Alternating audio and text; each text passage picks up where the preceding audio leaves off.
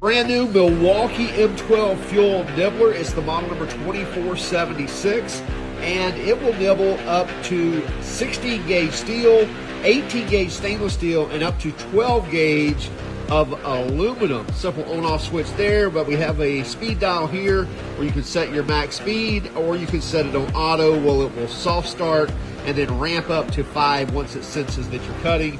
Have a degree bag right here. Let's see how this works.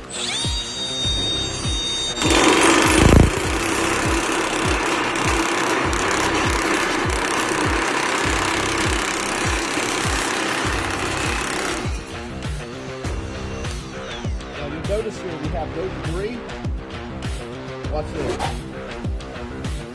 It's catching 99% of all our nibbles.